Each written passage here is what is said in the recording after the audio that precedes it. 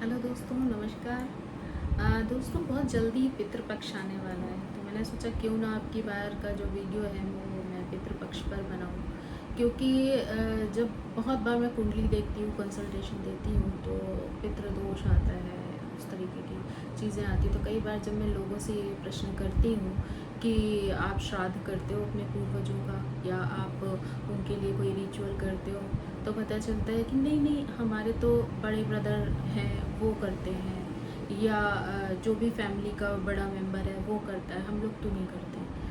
तो मुझे लगा कि मुझे इस टॉपिक पर ज़रूर आप सबके साथ अपने विचार शेयर करने चाहिए, आपके साथ इस टॉपिक पर बात करनी चाहिए कि दोस्तों, वो जो ज़माना था ना, जिस समय पर घर के बड़े इन चीज़ों को करते थे, वो तब था जबकि कंबाइंड फैमिलीज हुआ करती थी, है ना।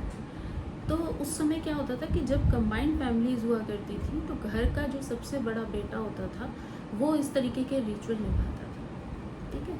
और जब बड़ा बेटा नहीं होता था या नहीं रहता था, उसके बाद दूसरे का बारी आती थी, तो ऐसे करके वो चीज़ें परिवार में हमेशा कंटिन्यू रहती थी, है ना? लेकिन क्या हुआ, धीरे धीरे अब जो फैमिलीज़ हैं वो डिवाइड हो गई हैं, सब अकेले अकेले रहने लगे। तो होता क्या है कि आप ये सोच कर देखो कि भाई, अगर पिता की प्रॉपर्टी की बात आती है ना, तो पहले ज़माने में तो क्या होता था कि जो बड़ा होता था वही वो कारोबार संभालता था, फिर वो छोटे के पास जाता था, फिर और छोटे के पास जाता था। लेकिन अभी तो क्या होता है कि अगर किसी के फैमिली में बड़े बुजुर्ग नहीं होते हैं या नहीं रहते हैं, तो उसी समय जो है प्रॉपर्टी का बंटवारा शुरू हो जाता है ना।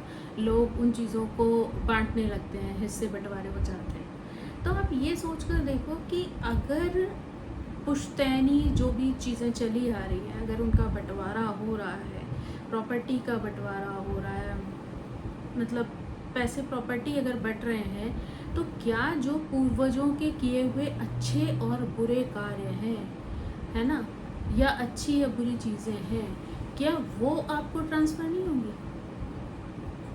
अगर आपको संपत्ति ट्रांसफ़र होगी, उनके पैसे ट्रांसफ़र होंगे, तो उनके जो पाप पुण्य हैं वो भी तो कहीं ना कहीं लीनिएज के रूप में आप ही को मिलेंगे। तो अब अगर पहले के टाइम में वो चीज़ बड़े से छोटे, छोटे से छोटे पर आती थी, तो अभी तो क्या हो गया, सब अलग अलग हो गए। तो जब अगर किसी चीज़ की प्रॉपर्टी की या पैसों की जो डिवाइडेशन है वो उनके जाते ही शुरू हो गया और सारे बच्चों में बट गया, तो आप ये सोचो कि उनके जो पाप पुण्य उनके जीवन के, या फिर उससे भी पहले की जो पीढ़ी के जो भी पाप पुण्य आगे आ रहे होंगे, वो कहीं ना कहीं उनका हिस्सा आपको बराबरी से मिला होगा। और उसके लिए जो सबसे बड़ा है, अगर आप कहते हैं कि आपकी फैमिली में बड़ा मेंबर जो है वो करता है ये चीज़ें, तो ऑब्वियस सी बात है ना कि उसके पाप तो कटते जाएंगे।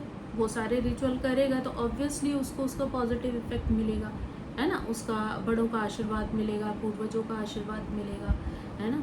लेकिन आपने तो अपने जीवन में कुछ किया नहीं, आपने लेने का काम तो किया, लेकिन उसको देने का काम तो नहीं किया, है ना।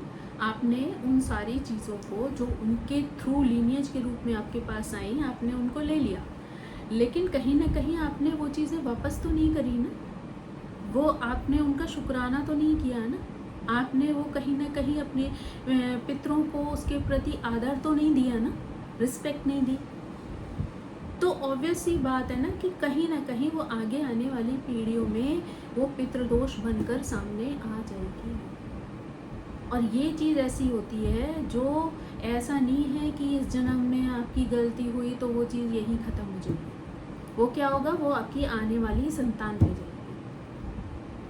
इसीलिए कई बार अगर आप देखेंगे ना, तो बहुत अमीर अमीर बहुत पैसे वाली फैमिलीज़ हैं और खूब अच्छी लाइफ उन्होंने जी है, सब कुछ बहुत अच्छा चला है, लेकिन उनकी संतानों पर जब आप जाएंगे ना, तो वो कहीं बहुत ज़्यादा कष्ट, कुछ ना कुछ प्रॉब्लम उनकी लाइफ में आना शुरू हो जाती है। और वो सारी चीज़ें तब समझ में आती हैं जब कष्ट शुरू होते हैं, क्योंकि जब तक लाइफ में सब कुछ अच्छा चलता है ना, तो इंसान को कुछ भी याद नहीं आता, लेकिन जब लाइफ में कुछ बुरा होने लगता है, कुछ प्रॉब्लम्स होने लगती हैं, तब इंसान को समझ में आता है कि अच्छा कुछ तो हो रहा है। लेकिन आंसर वही है कि भाई कोई भी चीज़ जो आपकी 2, 3, 4 पीढ़ी से आपके लिए कष्ट बन के आगे आ रही है, तो आप उसे एक ही जन्म में और या एक ही बार कुछ करके सॉल्व नहीं कर सकते। आपको उसके लिए एफर्ट डालने होंगे, प्रयास करने होंगे। तो जो प्रयास, जो पॉजिटिव चीज़ें आप इस जन्म में अपने सामने करेंगे उन पूर्वजों के लिए, तो आपकी आगे आने वाली पीढ़ी को उसका पॉजिटिव रिजल्ट मिलेगा।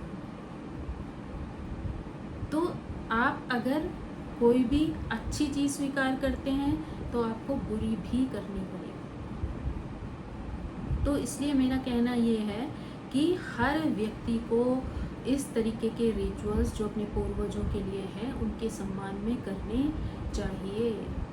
क्योंकि अगर आज आप नहीं करेंगे, आपके बच्चे ने वो चीज़ें देखी नहीं, आपका बच्चा भी नहीं करेगा, और फिर 2-3 पीढ़ी बाद जो है वो चीज़ें पूरी तरह ख़त्म हो जाएंगी, और फिर जो प्रॉब्लम्स आएंगी उसका आपको सोल्यूशन नहीं समझ में आएगा।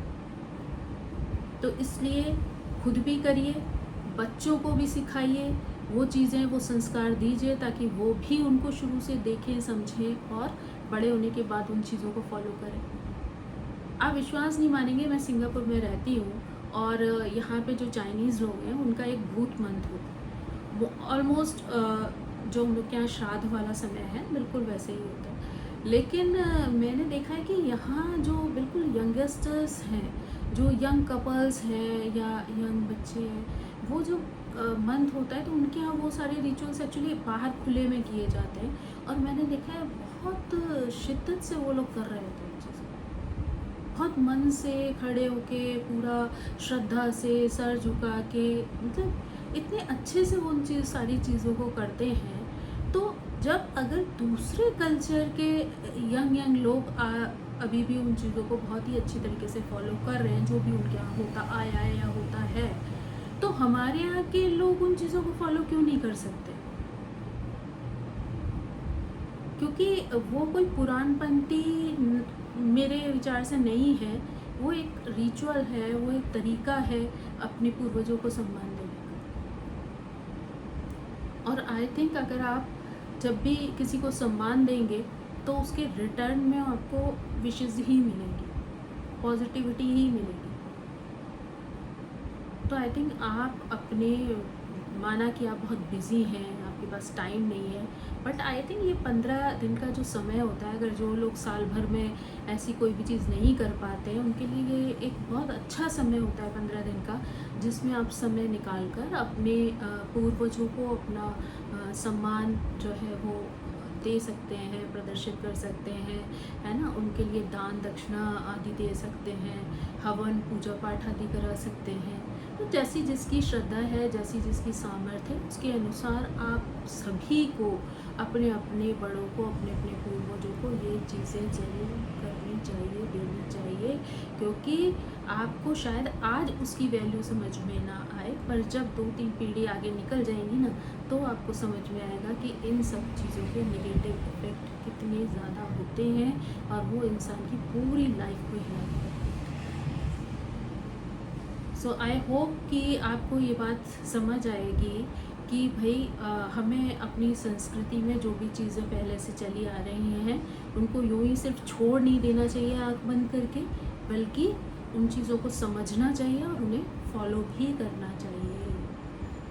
So thank you so much. I hope कि जो आने वाला हमारा श्राद्ध पक्ष है उसमें हम सभी अपने अपने पितरों के लिए यथासंभव, जो भी जिसके लिए संभव हो सके, वो सारी चीज़ों को करेगा, उन पितरों का आशीर्वाद प्राप्त करेगा और अपने लाइफ में जो भी ऑब्स्टिकल्स आ रहे हैं, जो भी प्रॉब्लम्स आ रही हैं, वो उनके पूर्वज उनकी उन समस्याओं को दूर करेंगे, उन्हें अपना आशीर्वाद प्रदान करेंगे।